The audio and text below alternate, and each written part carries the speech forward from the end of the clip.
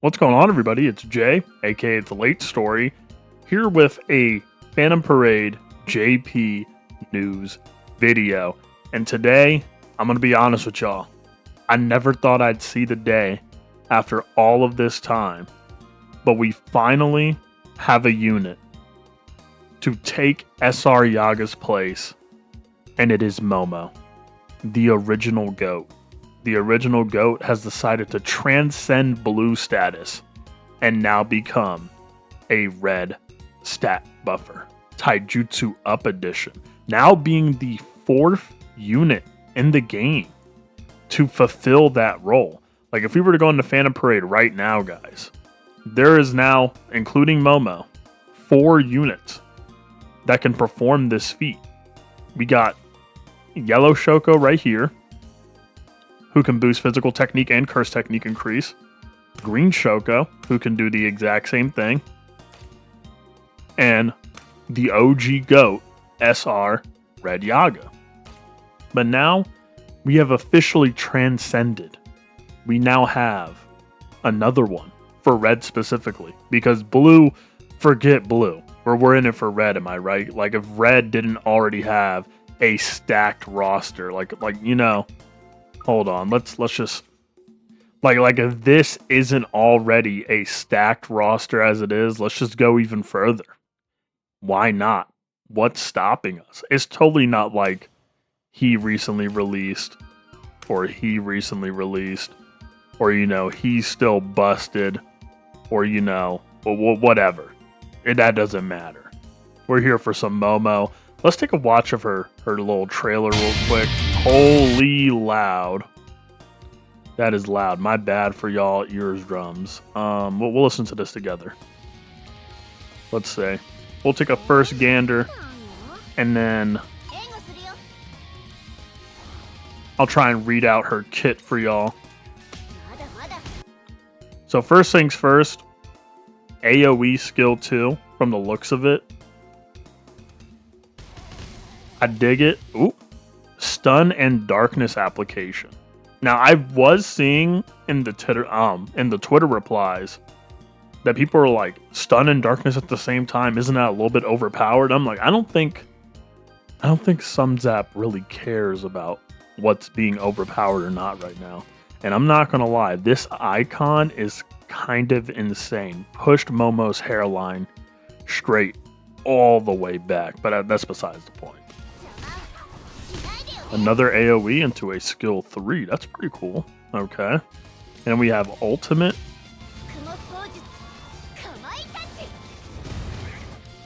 You know, and it doesn't really look that bad either. I mean, it's pretty basic.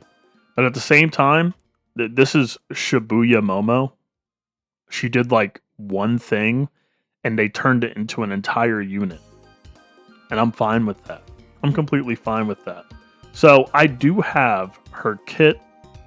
I'm just going to tell y'all what it is. Instead of just like swapping to Discord, I'm just going to read it out to y'all. So her passive, the way it works, at the start of a wave, it removes all effects on allies. So I'm assuming all negative effects that allies would have when she pops up into a wave, she removes all of them. And she also applies stacks of devotion to the team, to all red type allies through information sharing, which would be this little intro, I'd assume. And all red allies gain buffs or like additional following effects through devotion stacks. So through one stack, it increases taijutsu and jujutsu stats. So obviously it is like yellow Shoko, green Shoko, red Yaga, and apparently upon the stacks increasing, that taijutsu and jujutsu stat also grows. At 3 stacks, it increases break damage, and at 7 stacks, it increases ultimate gauge fill rate. Now that, for a passive, that's just the start. Because you gotta imagine, not only are you getting the taijutsu and jujutsu simultaneous buff, but you're also getting increased break damage and ult gauge. And I can just only imagine how monstrous this Momo is going to be combined with this Nanami, especially because this Nanami also implies increased break damage on his skill 3 as well. So it just makes me a little, like, I'm a little scared for what, like, this unit Mahito's going to do, because Mahito gets that increased break damage on skill 3 when he's transformed, and this guy, he also just straight chews through health bars with his skill 3 and break bars. But still, commencing 4th, we'll go to skill 2 next, which is the AoE. Now, skill 2 makes me feel weird. Now, the reason why skill 2 makes me feel weird is because it does do ranged Jujutsu damage to all enemies. It has a chance to stun 2 turns once per enemy, and it inflicts darkness for 1 turn. If stun or darkness applies, gains 1 stack of devotion. If not, gains 2 devotion. So I'm assuming if it hits like multiple targets, you would gain like multiple stacks of devotion. And it also increases red type allies taijutsu and jujutsu for 3 turns. Now, I feel like this skill is probably going to be the weirdest one out of the bunch, because especially for Illusory Tower, because when you're in later tower content, there's not really that many bosses that can be stunned or have darkness applied to them. That's kind of like a below floor 81 attribute, especially because, like, you know, we use like Yellow Yaga, for example, and if Yellow Yaga is applying darkness to an enemy, it's usually they apply darkness once, and then like that application of darkness never happens again for the rest of the fight. So it's a little interesting that from this rough translation, or at least as close to the translation we can get, this skill, the buffs are heavily, basically 100% dedicated to if an enemy gets stunned or have darkness applied to them. And that almost mildly concerns me, because I just don't know how would that be applied in later tower. Because if they need to be stunned or if they need darkness afflicted, does that mean for like later tower this wouldn't really be usable?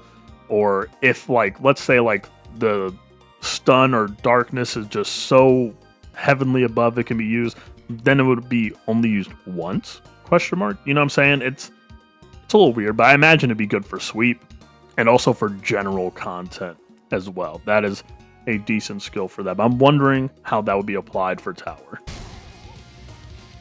Next is skill 3. So skill 3 interests me a lot because here's the thing. It takes 25 CE to use in comparison to the 20 CE of skill 2, which I also noticed about skill 2 is that it does have like the CE, not the CE, the Jujutsu Taijutsu skill up, I think. Little badge right here. And again, the translation does say if stun or darkness is applied for it to be increased. But I'm wondering if it's just like it'll be increased no matter what. Well, let's just look back, because I'm not 100% sure. But then again, huh? I don't know.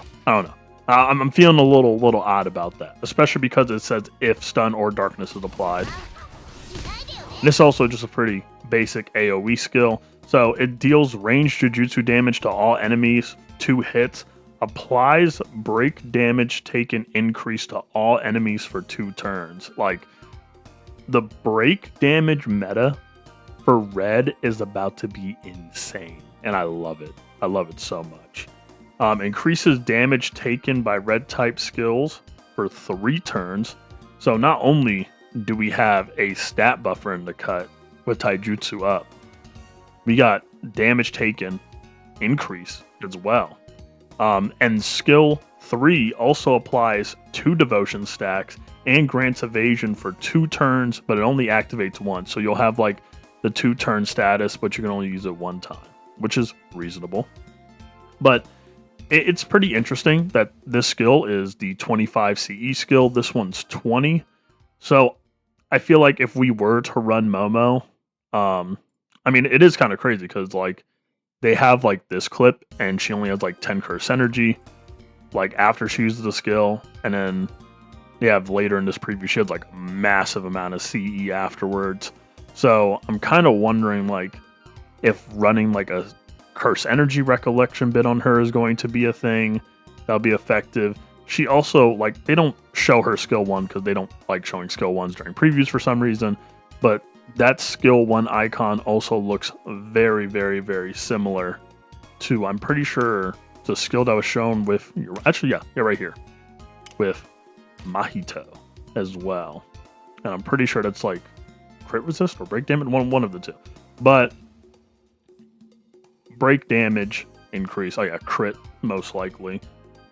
So I feel like this will be the most, I guess, a general buff skill since it does feed. Like, it'll be the most consistent to feed devotion from what the translations are saying. So that's interesting. And next we have the ultimate. So the ultimate deals ranged jujutsu damage to all enemies 2 hits, applies break damage taken increase to all enemies for 2 turns, increases red type allies taijutsu and jujutsu for 3 turns, gains 2 devotion stacks, grants evasion for 2 turns, activates once. Now I'm gonna be honest with y'all. It's looking a little ridiculous. In fact, the ultimate gauge buildup, 1,363. That's, hold on, let me see. That's actually not that bad. So in the same amount of, well, in a relativistic amount of time, you can build up a combo ult with Nanami and Momo, and it's just kind of disgusting. Like, this is, like, that duo is going to be monstrous.